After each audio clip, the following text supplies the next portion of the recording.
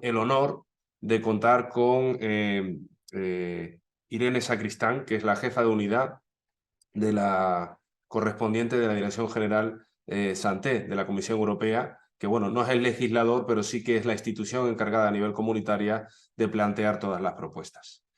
Realmente somos unos auténticos privilegiados por contar con esta presentación de parte de la Comisión Europea y espero que sea del interés de todos. Irene, como sabes, si no ya, pues ya te informamos, Cooperativas Agroalimentarias de España es la patronal que representa a todas las empresas cooperativas del sector agroalimentario, es decir, empresas que son propiedad de sus agricultores y ganaderos que al mismo tiempo son sus proveedores. Tenemos en España unas 3.700 empresas agroalimentarias, estamos en todos los sectores, representamos a más de 1 millón de familias, además estamos en todo el territorio nacional porque en toda región, en todo pueblo siempre hay una cooperativa comercializando el producto de sus socios o dando servicios y empleamos directamente, sin contar con las personas que trabajan en campaña, que son contratadas por nuestros socios y nuestras socias, unas 123.000 personas. La sostenibilidad medioambiental tiene unos retos muy importantes por delante y vemos estas nuevas técnicas de reproducción como fundamentales para poder abordar el futuro. El futuro ante una situación climática que está apretando a nuestras producciones, que está cambiando nuestros modos de gestionar las explotaciones y por tanto necesitamos pues innovaciones que nos ayuden a abordar el futuro y sobre todo pues variedades que estén más adaptadas.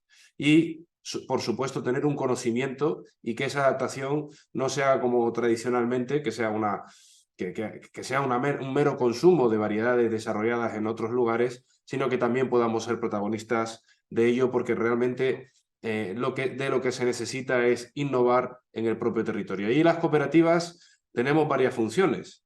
No solo tenemos la función de hacer rentable la explotación de nuestros socios y socias, sino que tenemos la obligación de asesorarle y procurarle las mejores condiciones para la producción, para que esa producción se mantenga en el territorio. Nuestras empresas no pueden deslocalizarse y, por tanto, tenemos esa doble función en el mercado y de actividad productiva. Y por eso el mensaje que siempre decimos es que la sostenibilidad tiene que ir de la mano de la rentabilidad, del cuidado del entorno, donde la empresa cooperativa ineludiblemente está vinculada y donde su proveedor es su propio propietario y por tanto también en el entorno social, porque sin personas las empresas cooperativas sencillamente no existirían. Muchas gracias, Irene, por estar con nosotros. Yo voy a dejar el seminario en manos de Juan Sagarna, que es nuestro director del Departamento de Sostenibilidad, Calidad e Innovación, que va a llevar tanto la presentación, va a presentar Irene más detenidamente y también va a gestionar pues, las posibles preguntas que los participantes vayan a realizar en la próxima hora y media, 2 horas. Así que, Irene, nada más, muchas gracias. Es un placer conocerte y que estés aquí con nosotros. Y yo me tengo que marchar, pero como esto se va a grabar, te aseguro que veré con mucho interés la presentación que vayas a hacer. Buenas tardes a todos. Bueno, pues muchas gracias, Gabriel, por tus palabras y, por supuesto, a todos los asistentes a este webinario y especialmente a la estrella del mismo, a Irene Sacristán. Irene es la jefa de unidad de biotecnología de la Dirección General de la Comisión de la DG Sante, es la unidad de salud y seguridad alimentaria. La verdad es que es una dirección general con la que el sector agroalimentario tiene mucha relación habitual, ¿no? Estamos acostumbrados a colaborar, interactuar con ellos, a veces también incluso a pelearnos por las cuestiones referentes, por ejemplo, a las cuestiones fitosanitarias o a las propuestas de la Farm2Fork, como el Reglamento de Uso Sostenible y de Sistemas Alimentarios Sostenibles. Pero además también esta Dirección General, bueno, pues es la que está impulsando esta propuesta de la Comisión para bueno, pues aprovechar, para que el sector pueda aprovechar en el futuro las ventajas de estas nuevas técnicas genéticas que nos pueden permitir obtener mejores variedades. Bueno, no me enrollo porque ya Gabriel ha destacado la relevancia de este dossier para nosotros. Bueno, pues es una gran suerte contar con Irene y especialmente además que sea española y que nos pueda trasladar pues con todas las ventajas de nuestro gran idioma, pues todos los detalles de esta propuesta. Irene trae una presentación, así que vamos a asistir a su intervención y a la compartición de la presentación. Irene, puedes empezar a ver si no hay ningún problema con la misma. Y a vosotros, a los asistentes, bueno, pues deciros que podéis interaccionar con este webinario a través del chat o incluso a través de las preguntas y respuestas. Yo creo que es mejor a través del chat, que tanto los comentarios que podéis hacer como las preguntas que tengáis, porque así lo van a ver todos los asistentes. Y luego, pues después de la intervención de Irene, pues recogeremos esperamos que las más interesantes y dedicaremos un rato también pues a esa conversación tan valiosa. Bueno, pues parece que sí, que podemos ver tu pantalla. Irene, te voy a pedir que la pongas en modo presentación.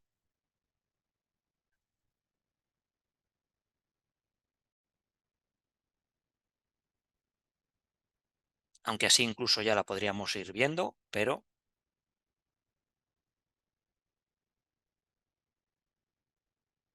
bueno, ahora se ha cortado. Cosas del directo, no pasa nada, lo Perdón, volvemos a buenas intentar. tardes. La he cortado yo porque al poner la presentación no encontraba el micrófono. Pues ahora ya tengo el micrófono. Buenas Pues tardes a todos perfecto. y voy a compartir otra vez.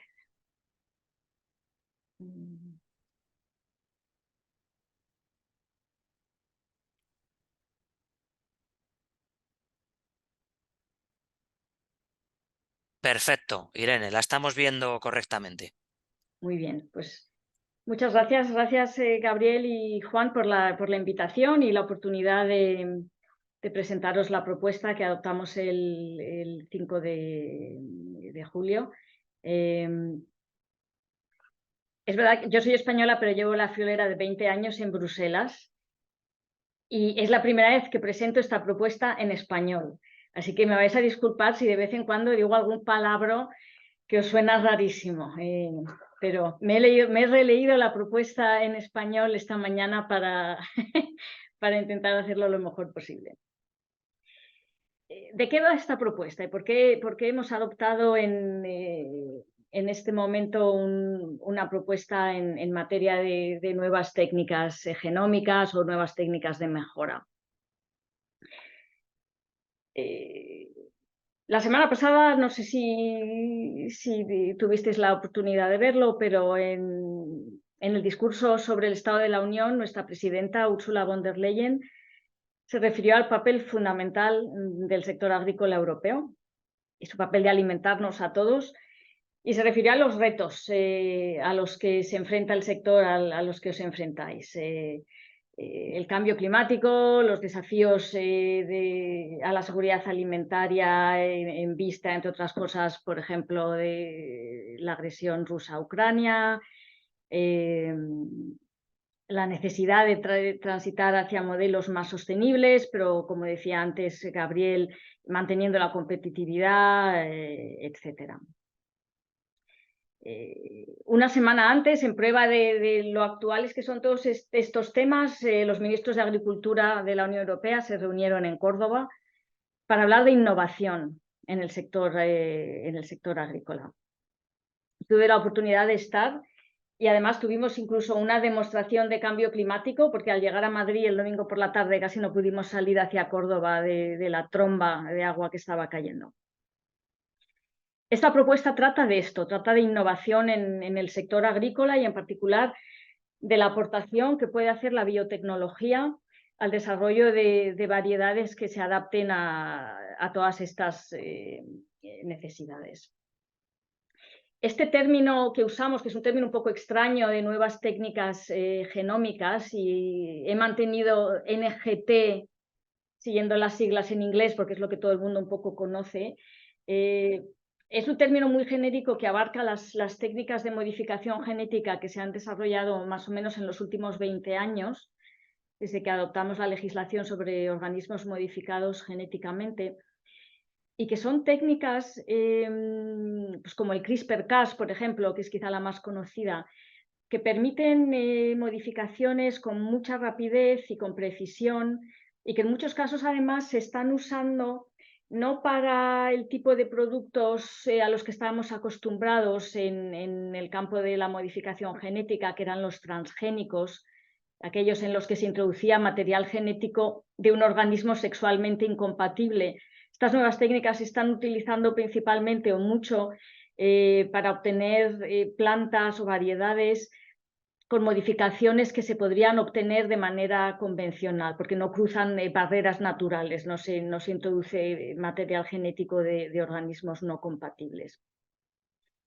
Y el hecho de que sean técnicas que aportan precisión, que acortan mucho los tiempos de obtención de variedades y que además son relativamente asequibles, las hace particularmente interesantes en el contexto en el que estamos y al que ya se ha referido Gabriel y acabo de mencionar yo, de cambio climático, de sostenibilidad y otros desafíos.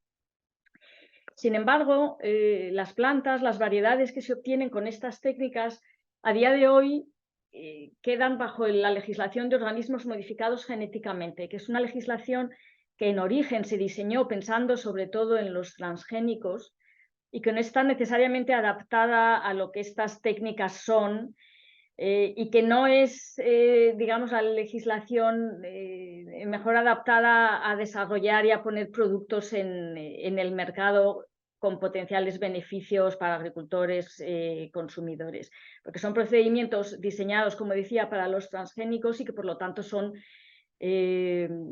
bastante complejos porque quiere una evaluación de riesgo de organismos que no se podrían obtener en la naturaleza. Hay muy pocas plantas y variedades vegetales por ahora en el mercado, hay ninguna en Europa, alguna en países terceros que han adoptado la legislación antes que nosotros. Pero en la comisión, ya en el estudio que publicamos sobre estas técnicas en el 2021, decidimos hacer un poco nuestra propia investigación de lo que había en I+D para ver exactamente hasta qué punto estas técnicas de verdad están llevando al desarrollo de productos prometedores, digamos. Y ahí, perdonad que esta y la siguiente transparencia están en inglés porque las he copiado de ese informe que solo está disponible en inglés. Aquí lo que veis son las características que se están investigando utilizando las nuevas técnicas. Estamos acostumbrados en la autorización de transgénicos, de los que somos responsables en mi unidad también, en general a que las autorizaciones están dominadas por variedades tolerantes a herbicidas. Eso ha sido la característica más habitual. Ahora lo que estamos viendo es mucha más variedad, como veis aquí. Bastantes plantas donde se está investigando la tolerancia a plagas y enfermedades, rendimiento, tolerancia a condiciones medioambientales, incluido el clima, algunas variedades que pueden tener mejoras en cuanto a conservación, propiedades nutritivas, es decir, bastante más de lo que hemos visto hasta ahora en lo autorizado en Europa. Y la otra cosa que es también muy interesante es que, de nuevo, frente a lo que se ha autorizado hasta ahora en transgénicos, que son principalmente varios cereales, los económicamente más relevantes, aquí vemos también mucha más variedad, cereales, frutas, verduras, legumbres y más interés por, digamos, por mercados más pequeños o más específicos. Esto sigue en inglés también. Os pido perdón por esto. Estamos traduciendo algunos de los materiales divulgativos que presentamos en el momento de la propuesta, pero no los tenemos todavía listos. En la evaluación de impacto que acompañó a la propuesta, quisimos también intentar modelar un poco el tipo de impactos que podríamos ver con variedades obtenidas por nuevas técnicas. Y le pedimos al Centro Común de Investigación de la Comisión que nos hiciera varios estudios con variedades concretas que están en desarrollo en Europa, en distintos grados de avance, y que nos modelaran los posibles impactos económicos, sociales y medioambientales.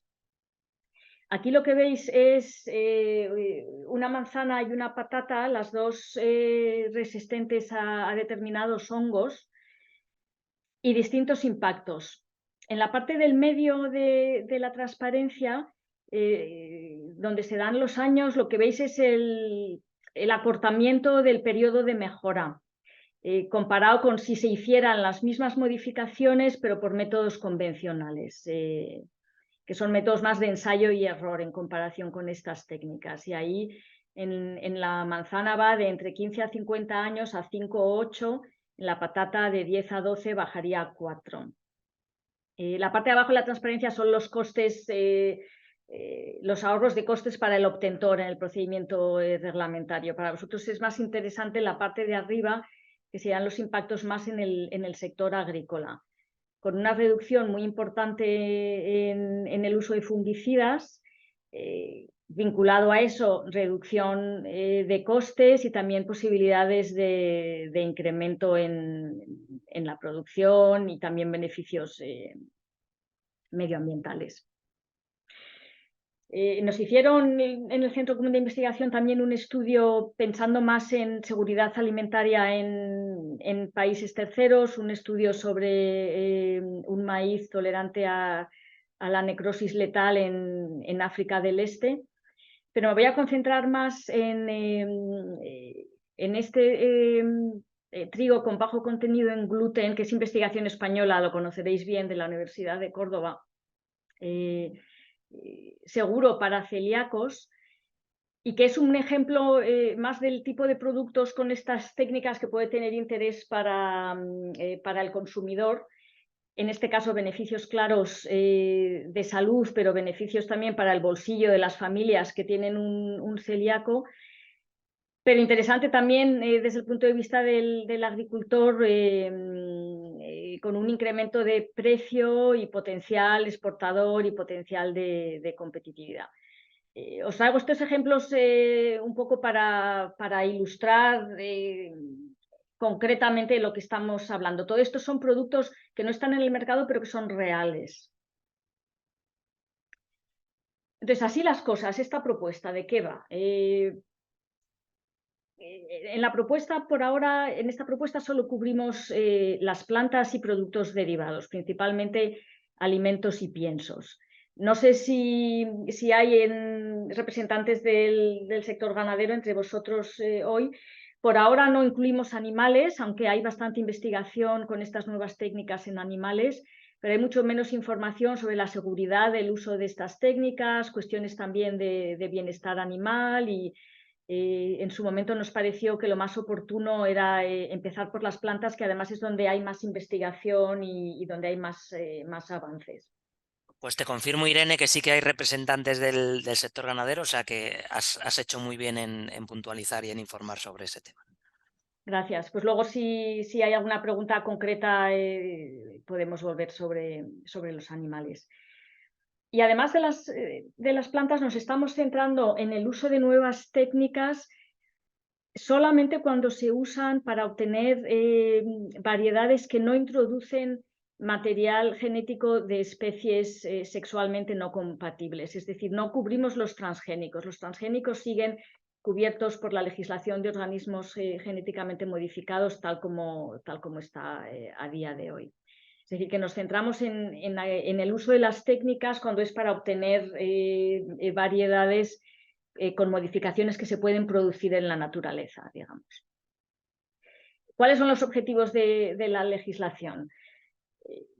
Hay mucha discusión, quizá no tanto en vuestro sector, pero desde luego en otros sectores y con otras partes interesadas, hay mucha discusión sobre si estas técnicas son seguras o no.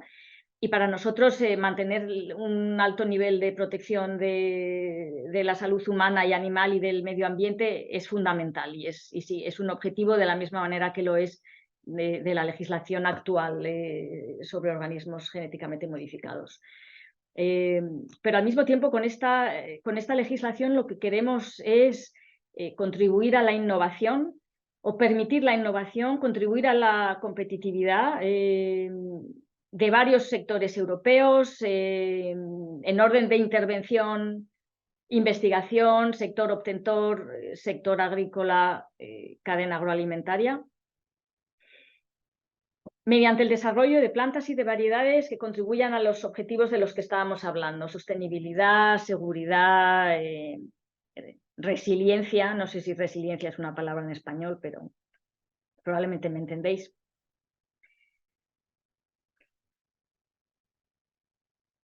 ¿Qué hemos puesto en la propuesta? ¿Qué es lo que se propone?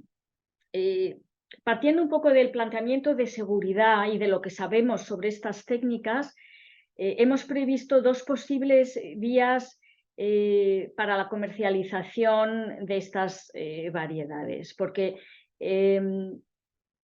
aunque estamos hablando del uso de técnicas en situaciones en las que no se introduce material genético extraño de un organismo no compatible, estas técnicas se pueden usar para hacer variedades que se podrían obtener convencionalmente, pero tardando mucho más, pero también se pueden utilizar para productos mucho más complejos. Entonces, por eso hemos distinguido entre dos categorías. La categoría 1 son aquellas variedades que, si cumplen una serie de criterios que fijamos en la propuesta, consideramos equivalentes a las convencionales. Hemos fijado unos criterios vinculados, no es una evaluación de riesgo, es el tipo de modificación genética y el tamaño de la modificación o el número de genes que se modifican.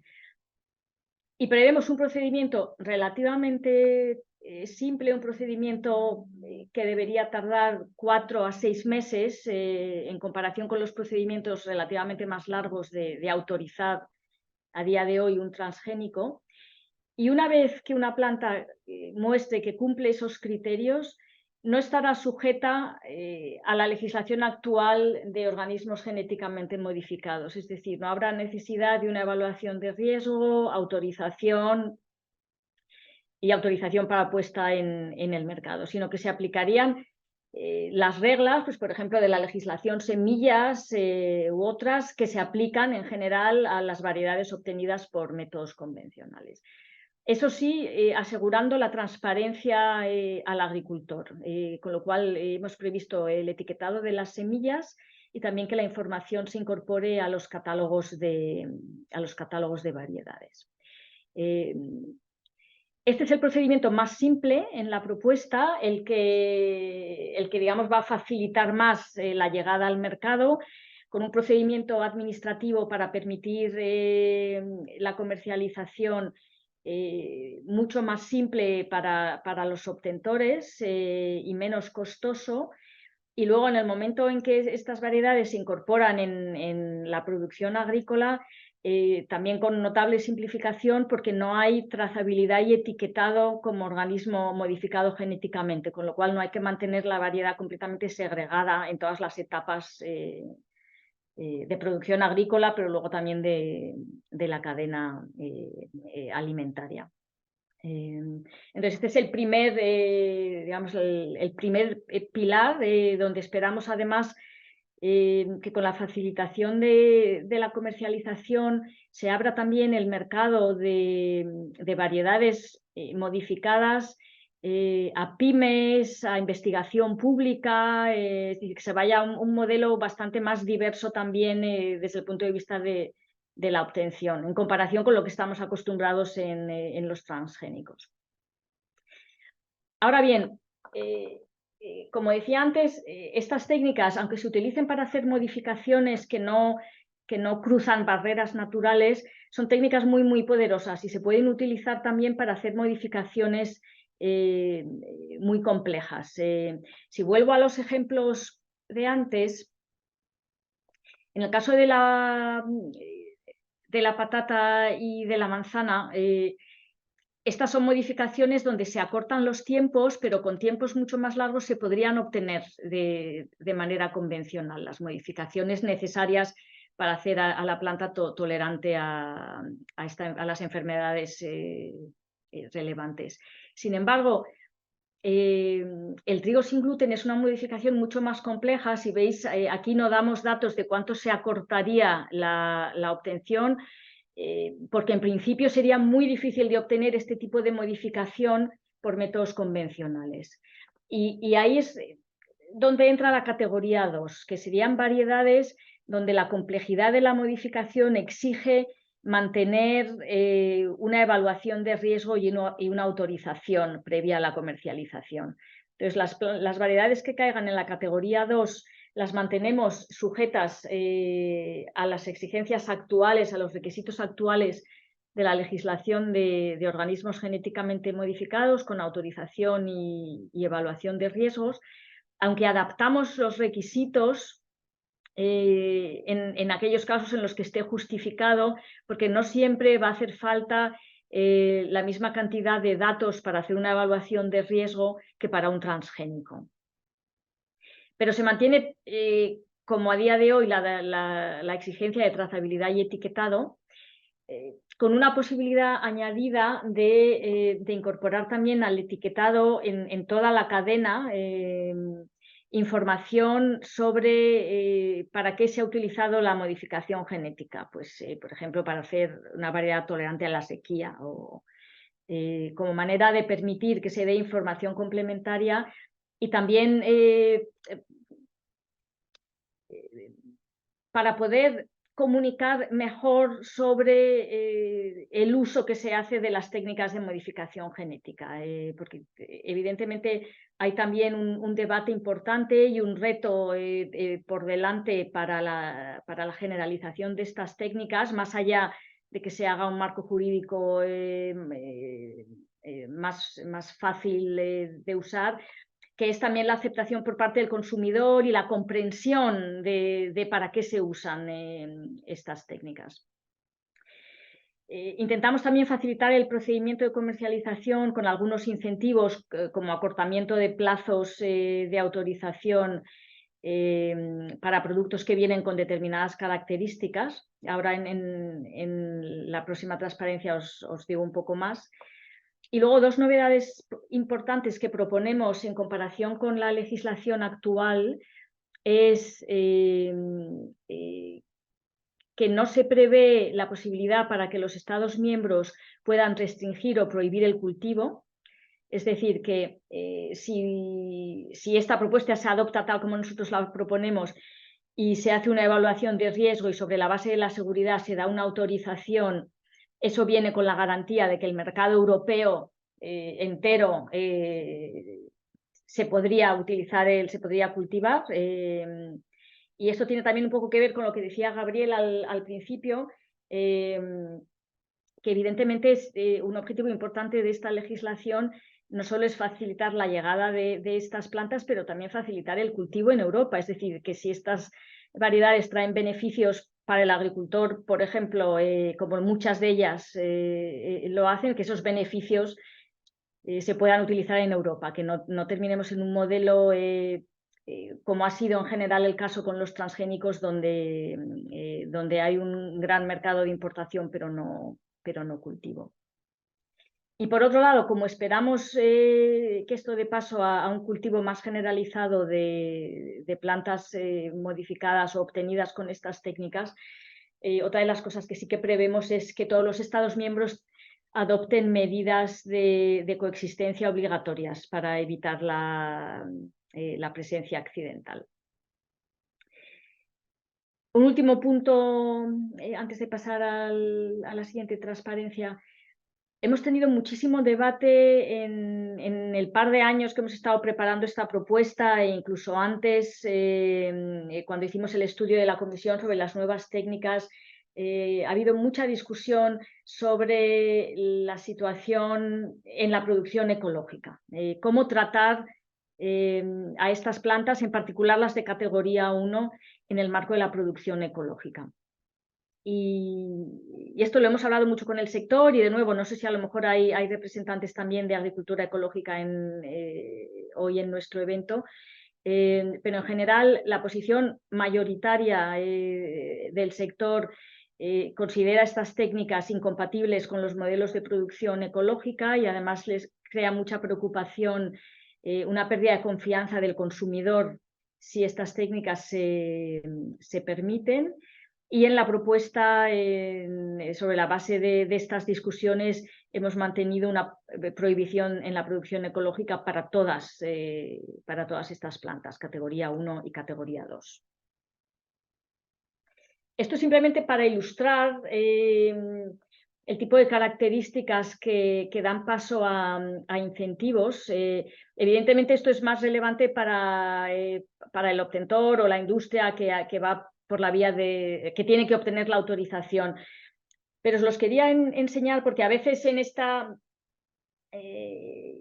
noción de sostenibilidad nosotros no hemos intentado en esta propuesta definir sostenibilidad y muchas veces utilizamos el atajo de decir estamos intentando promover las variedades sostenibles, pero como veis aquí en esta lista incluimos mucho en eso, empezando por el rendimiento, el primer punto aquí, pero la tolerancia a plagas y enfermedades, a condiciones medioambientales, uso de recursos, también variedades que puedan permitir ventajas en el almacenamiento, nutrición, etcétera. Lo que hemos excluido es de los incentivos, en general, no de los procedimientos. Si una planta obtenida con estas técnicas es tolerante a herbicidas, podrá ir por la vía de la categoría 1 o de la categoría 2, dependiendo de la complejidad de la modificación, y se autorizará o se comercializará con las mismas condiciones, pero no damos paso a incentivos a las plantas con tolerancia a herbicidas, porque para nosotros es importante cambiar un poco el modelo del que venimos, donde prácticamente todo lo que autorizamos es esto. Y luego también en el marco de todas las discusiones sobre el uso de productos fitosanitarios, etcétera. Estoy ya casi terminando, pero un poco de información sobre los tiempos. Nosotros efectivamente no somos el legislador. La Comisión Europea lo que tiene es la iniciativa legislativa, es decir, ponemos las propuestas sobre la mesa, pero el legislador europeo es el Parlamento Europeo y los Estados miembros en el Consejo. Con lo cual, el 5 de julio simplemente abrimos el procedimiento legislativo que está en curso. Es muy difícil decir lo que va a tardar. Los procedimientos legislativos en la Unión Europea tardan entre unos pocos meses a unos muchos años. Esperemos que nosotros estemos más cerca del primer caso. Como seguramente sabéis, este dossier es una prioridad muy importante de la presidencia española y del ministro Planas, y la presidencia está empujando y va a empujar todo lo que pueda durante estos 6 meses hasta final de año. Los trabajos están empezando también en el Parlamento Europeo. Evidentemente nos encaminamos a elecciones en el Parlamento Europeo el año que viene, con lo cual, si no recuerdo mal, el último pleno es en abril, con lo cual la posibilidad de cerrar antes de las elecciones perdón, sería de aquí a abril. Esto yo no lo sé decir, no depende de mí, pero el dossier está avanzando. Hemos tenido ya bastantes reuniones, me parece que 5 días en el grupo de trabajo del Consejo que examina la propuesta, y yo creo que para muchos es una prioridad, así que yo espero que no se dilate demasiado. Una vez que se adopte la legislación, hemos previsto 2 años hasta la entrada en aplicación, porque estas legislaciones técnicas necesitan la adopción de muchas reglas de menor nivel, detalladas, relativas a los procedimientos de comercialización, que necesitan un tiempo. Con lo cual estamos hablando de aquí a que esta legislación esté en marcha, lo que tarde el procedimiento legislativo, más 2 años. Y luego la otra cosa que quería un poco comentaros es, hemos previsto también un programa bastante detallado de seguimiento de impactos. Una vez que esta legislación esté en marcha y que empiecen a llegar variedades al mercado, nos interesa mucho evaluar los impactos económicos, sociales y medioambientales y hacer un seguimiento de hasta qué punto y cómo se obtienen los beneficios esperados, si hay algún riesgo para la salud, para el medio ambiente, etcétera, para eventualmente poder evaluar la legislación. Yo creo, además, como decía al principio, estamos empezando con las plantas, hay mucha investigación también en animales, hay mucha investigación en microorganismos y todo el ámbito de la biotecnología evoluciona muy rápidamente, con lo cual esto es un proceso. Evidentemente, cuando esta legislación se adopte, para nosotros será un momento muy importante, pero luego seguiremos un poco vigilando cómo funciona y si de verdad se ven las ventajas. Termino aquí. Evidentemente yo me he centrado exclusivamente en la propuesta sobre nuevas técnicas de mejora, pero esta es una iniciativa que se enmarca en un marco mucho más amplio. Estamos bajo el marco del Pacto Verde Europeo y de la estrategia de la granja a la mesa, y además esta propuesta ha llegado al mismo tiempo que la propuesta para la revisión de la legislación de semillas y material de reproducción, con la que evidentemente nuestra propuesta comparte muchos objetivos. Y al mismo tiempo esto se tramita en paralelo con la legislación sobre uso sostenible, con la que también tiene puntos de contacto porque estas técnicas pueden aportar herramientas. En definitiva, la discusión es mucho más amplia. Y la última cosa que digo, y ya me callo, es que la propuesta está abierta para comentarios hasta el 5 de noviembre en la página que tenéis indicada aquí. Estamos recogiendo comentarios de partes interesadas un par de meses. Evidentemente nosotros ya le hemos pasado el bebé al Parlamento y al Consejo, pero examinaremos los comentarios y haremos un análisis y un resumen que le pasamos al legislador para que lo tenga en cuenta en la tramitación. O sea que si hay alguna contribución que os interese hacer, el plazo todavía está abierto bastantes semanas. Y con esto ya sí que termino de verdad. Muchas gracias. Pues muchísimas gracias a ti, Irene. Muchísima información.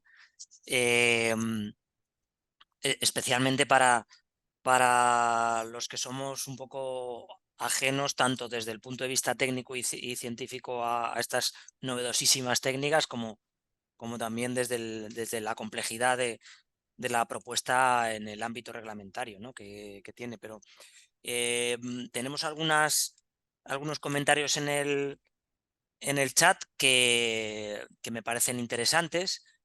Y la primera pregunta, bueno, pues desde nuestro compañero desde las cooperativas catalanas, Josep Lluís Bosque, nos pregunta sobre el CRISPR y dice si el CRISPR estaría siempre dentro del grupo plantas NGT de categoría 1.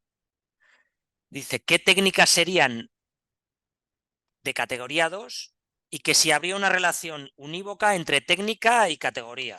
Podemos decir, me parece que sí, mutagénesis sí que estaría claro que sería categoría 1. Bueno, cisgénesis, intragénesis, todos estos conceptos que nos estamos habituando a ellos, ¿no? No sé cómo quieres contestarle. Empiezo por ahí. No hay una relación unívoca entre técnica y categoría, y de hecho aquí nos apartamos un poco del modelo, del planteamiento que se hizo cuando se adoptó la legislación de organismos genéticamente modificados en el 2001, donde, como a lo mejor sabéis, la mutagénesis aleatoria ya estaba como técnica eximida. Aquí hemos pasado, siguiendo un poco la opinión mayoritaria en el mundo científico y también la opinión de la EFSA, nos hemos movido más a un enfoque que se basa sobre el producto y sobre la modificación que se introduce. Entonces, tomemos una técnica como el CRISPR. El CRISPR se puede usar para todo. Hay, por ejemplo, ahora productos, no sé si ya en el mercado, pero desde luego en evaluación, que utilizan CRISPR para hacer transgénicos, que esos quedan completamente fuera de esta legislación. Pero el CRISPR se podría utilizar para hacer mutagénesis o cisgénesis o intragénesis, y si quieres explico un poquitín las diferencias. Y se puede utilizar además para hacer modificaciones puntuales o para hacer modificaciones extensísimas, con lo cual podría caer en una categoría o en otra. La mutagénesis, digamos que las tres categorías que cubrimos aquí, la mutagénesis es cuando se juega solo con el genoma de la planta, con lo cual se corta, se suprime o se mueve, pero no se introduce nada de fuera del genoma de la planta. La cisgénesis es cuando se introduce material genético, pero de organismos sexualmente compatibles. Y cuando además no solo se introduce, pero que además se reordena el genoma, entonces es intragénesis. Entonces, en el único punto donde hay una relación unívoca es que la intragénesis va a caer siempre en la categoría 2. Correcto. ¿Y la mutagénesis entonces podría caer en la categoría 2? Mutagénesis, en un caso en el que se utilice para hacer, por ejemplo, en el genoma de plantas que tienen un genoma particularmente complejo, y se utilice además para hacer muchas modificaciones, podría caer también en la categoría 2. Vale, pues yo creo que queda perfectamente claro.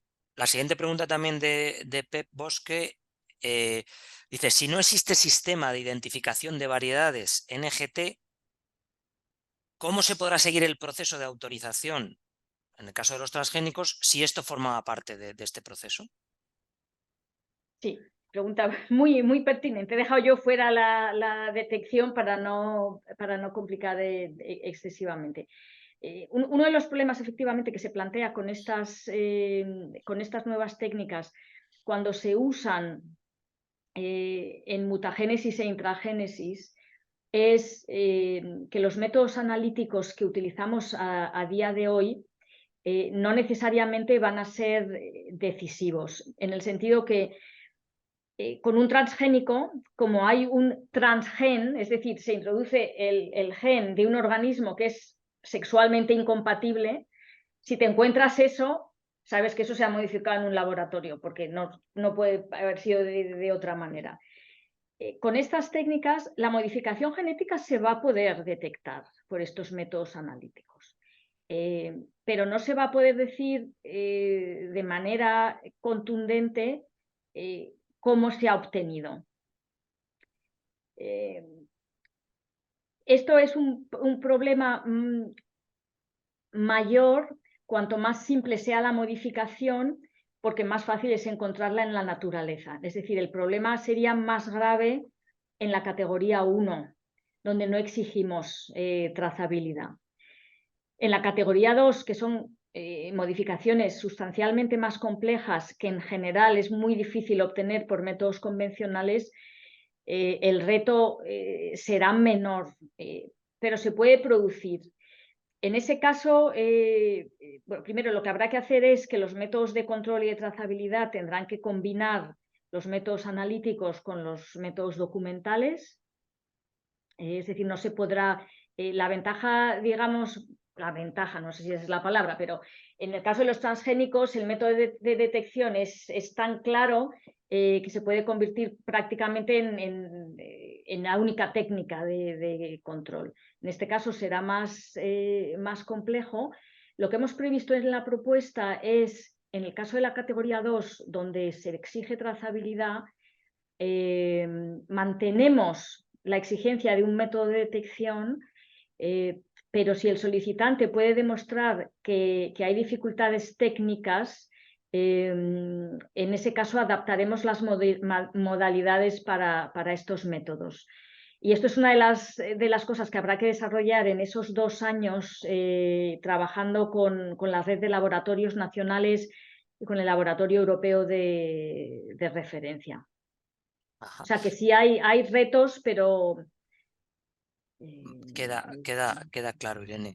La siguiente pregunta, bueno, pues pide aclaraciones sobre en qué casos los incentivos no son aplicables.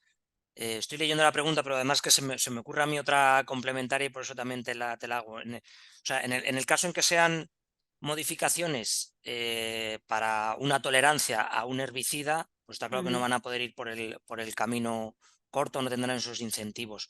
La primera pregunta es, ¿solamente de un herbicida o de cualquier producto fitosanitario? Es decir, si estamos hablando de un fungicida o un insecticida, también se va a aplicar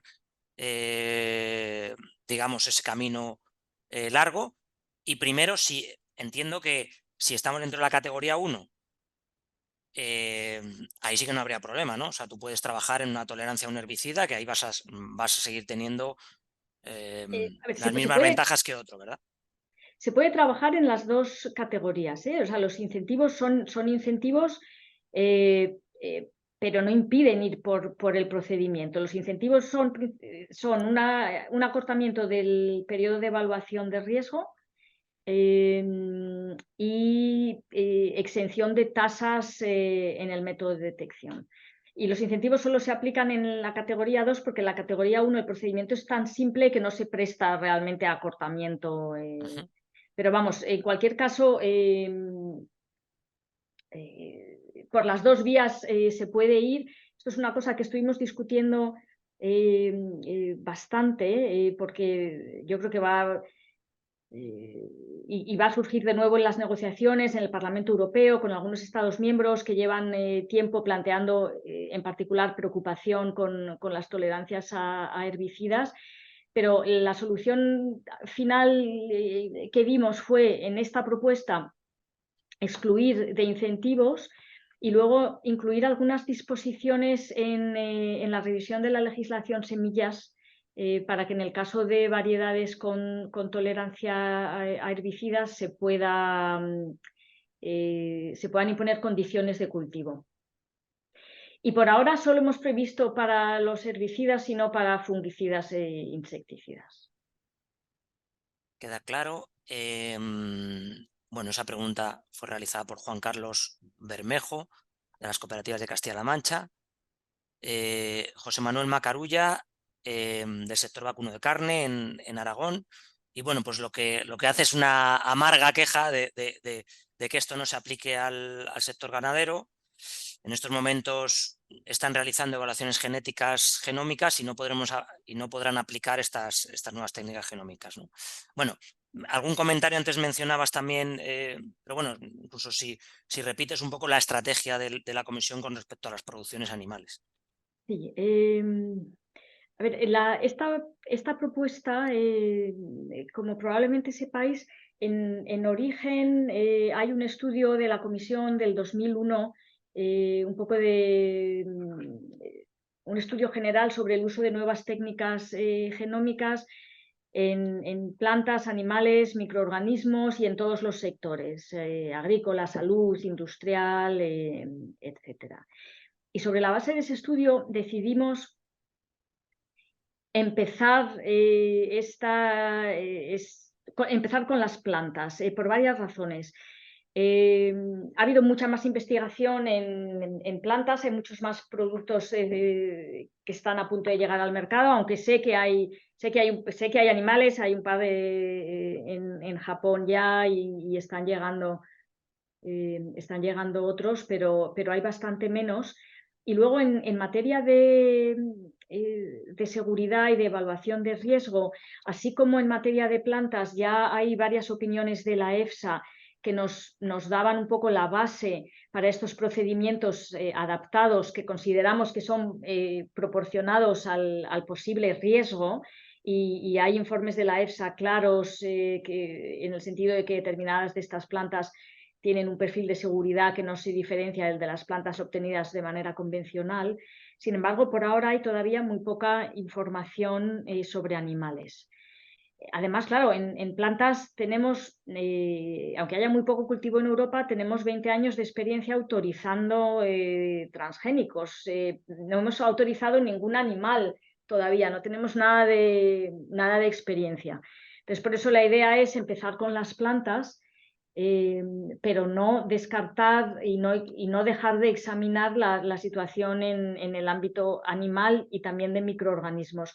Y en ese sentido, le hemos dado un mandato a la EFSA, a la Autoridad Europea de Seguridad Alimentaria, hace unos meses. Está en su página web y si no, si os interesa os lo puedo mandar. Le hemos dado un mandato para que haga un análisis de avances en biotecnología en el sector animal y que nos permita empezar a tener un poco una base científica sobre la que trabajar. Una vez que veamos también cómo le van las cosas a esta propuesta de plantas. Y añado quizá una consideración más. Evidentemente este es un sector muy sensible, donde hay controversia, donde no todo el mundo está de acuerdo en que nos apartemos del marco de organismos modificados genéticamente. Y en ese sentido tenía también sentido empezar con las plantas. En Alemania se plantean otras cosas que no se plantean en plantas relativas a bienestar animal y a cuestiones éticas y demás, con lo cual parecía también el orden a seguir desde ese punto de vista.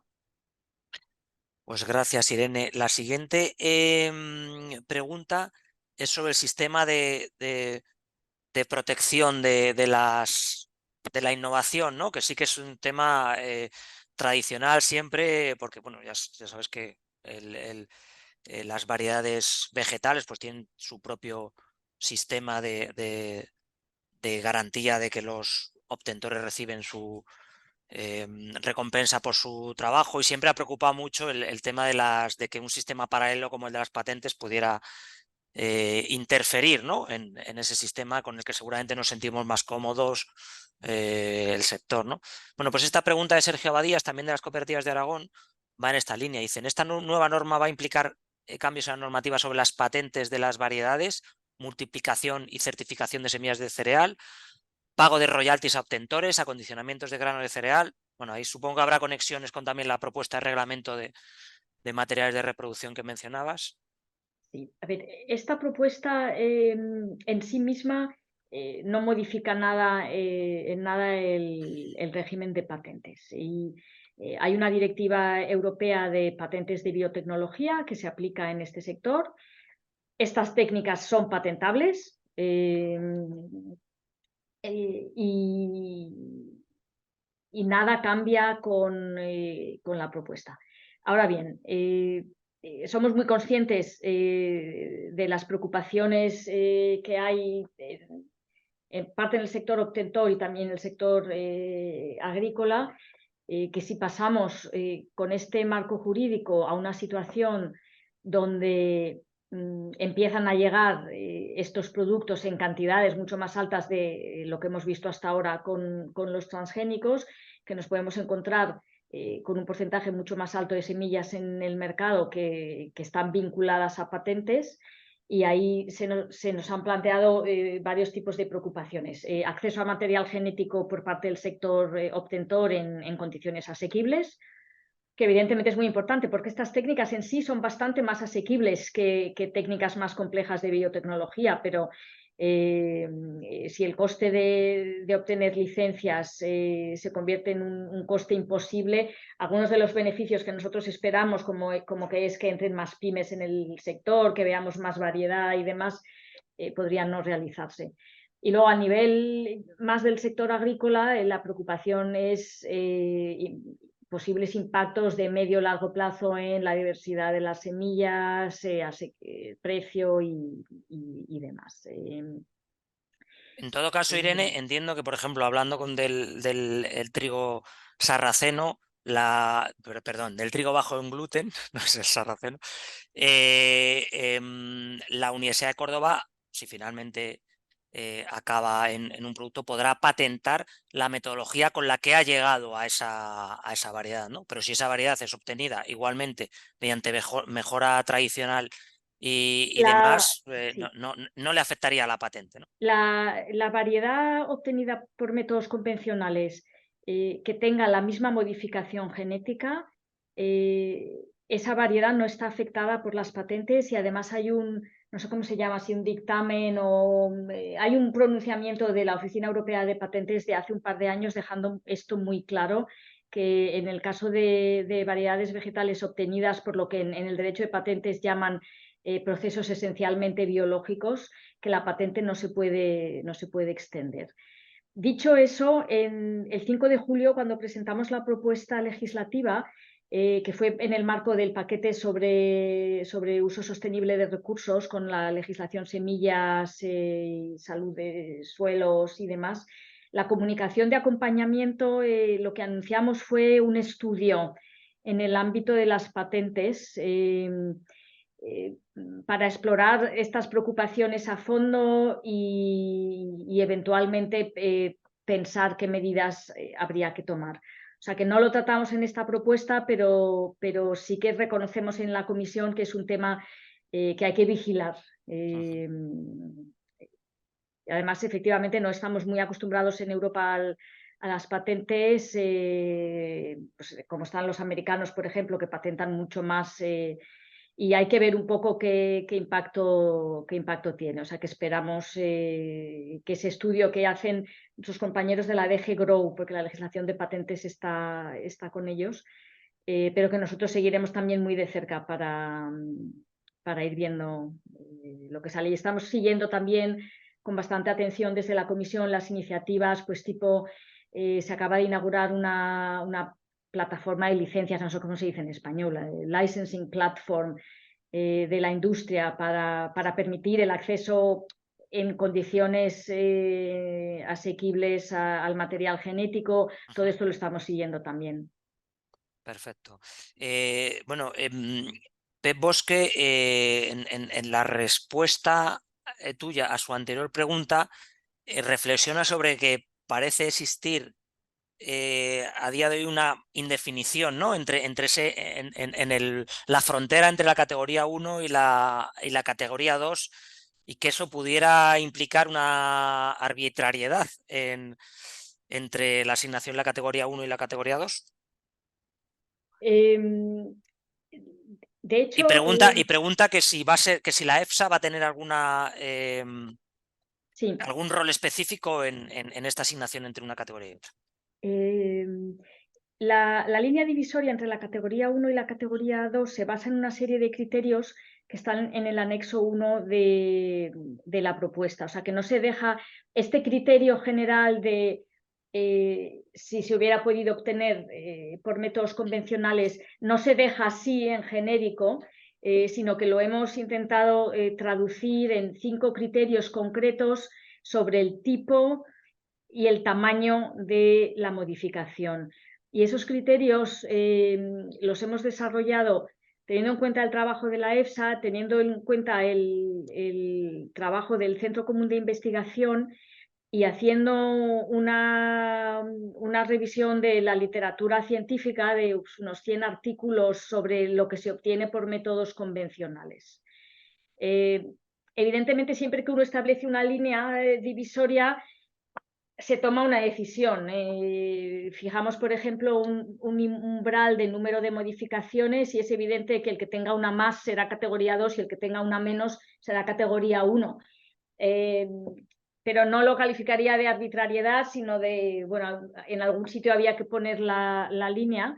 Y lo que hemos previsto también es la posibilidad de que ese anexo que traduce el criterio general que se pueda modificar por un procedimiento más simple que el procedimiento legislativo a medida que haya avances científicos.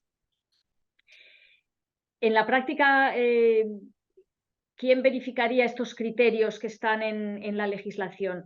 Hemos previsto dos posibles rutas, dependiendo en qué momento se pida la verificación.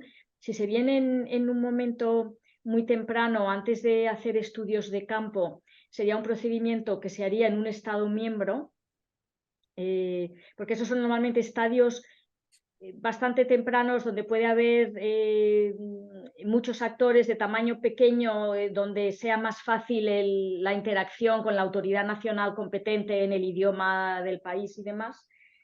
Con lo cual eso iría a un Estado miembro con una decisión que tendría eficacia en toda la Unión Europea y que en determinadas situaciones podría rebotarse a la EFSA si hay distintas opiniones entre los Estados miembros. Cuando se viene con un producto ya desarrollado y con estudios de campo hechos, pues por ejemplo un producto de importación, en ese caso hemos previsto un procedimiento a nivel europeo. Sería la EFSA quien evaluaría los criterios con una decisión de la Comisión. Gracias de nuevo, Irene.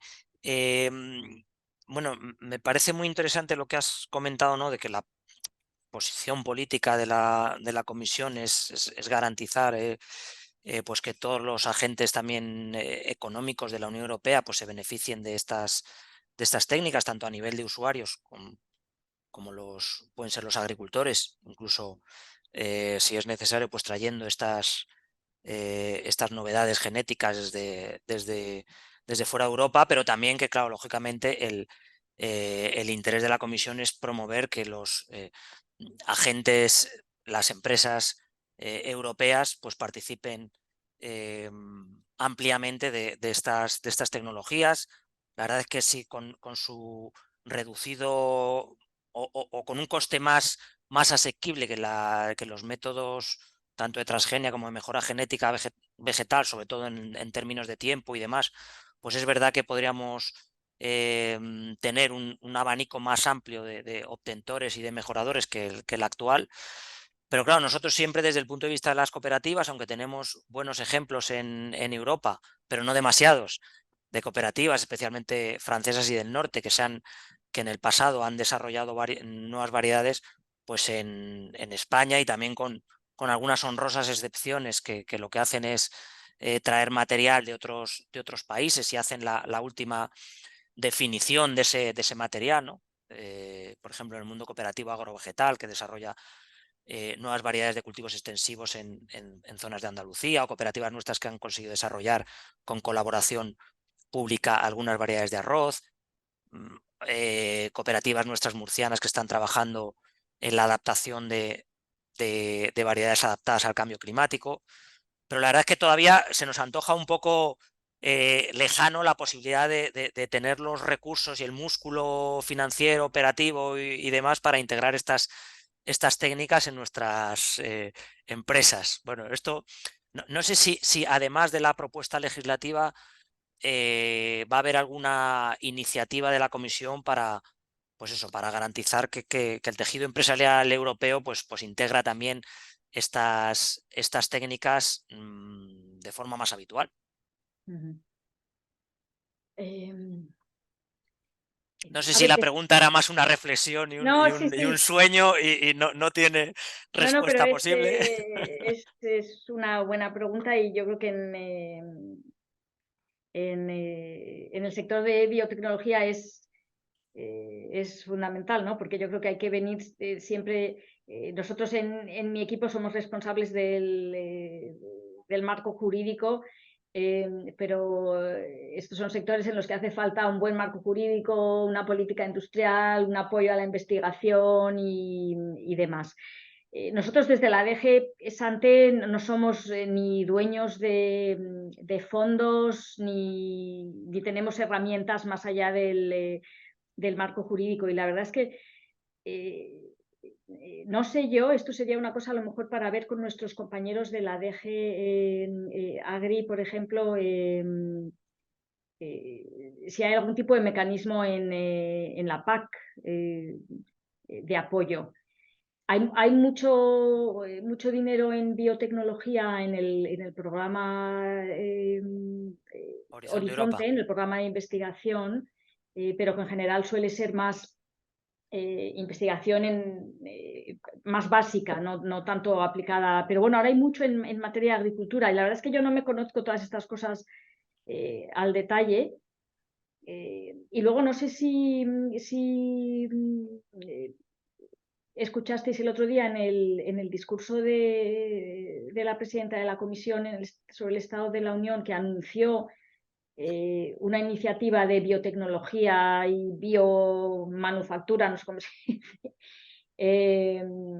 Y estamos nosotros mismos también esperando un poco los detalles de lo que se espera de eso. Sí, a lo mejor va a ser una reflexión más integrada no solo de cómo desarrollar o cómo autorizar a efectos jurídicos el uso de estas tecnologías, pero también luego apoyar el uso por actores económicos. Pues revisaremos esa propuesta, desde luego, y bueno, ahí queda el mensaje, ¿no? Es verdad que si con estas técnicas podemos hacer que nuestras variedades pues sean más adaptables ante las nuevas situaciones climatológicas, más ajustados a sus necesidades territoriales y locales, pues la verdad es que ahí hacen falta también agentes locales. Tradicionalmente las variedades han sido desarrolladas por grandes multinacionales con intereses económicos en numerosas partes del mundo, y lógicamente pues desarrollaban un trigo que fuese capaz de ser cultivado en el norte de Inglaterra, en el sur de Francia y en Andalucía, ¿no? Entonces, y eso sin salirnos de Europa. Bueno, pues estas técnicas pues esperemos que nos permitan también pues explotar un poco más pues esa adaptabilidad local, ¿no? Muy bien, Irene, no te queremos coger mucho más tiempo, pero sí que, y lo primero que voy a hacer es recordarte que esto está grabado, ¿vale? Por si quieres modular tu respuesta, pero te lo tengo que hacer. La verdad es que en los debates de esta propuesta y bueno, pues en los analistas que siguen de cerca el desarrollo de la estrategia de la granja a la mesa, en algunos momentos incluso de esta propuesta se hablaba como una compensación al sector que venía pidiendo una mayor agilización de los trámites de estas variedades desde hace mucho tiempo.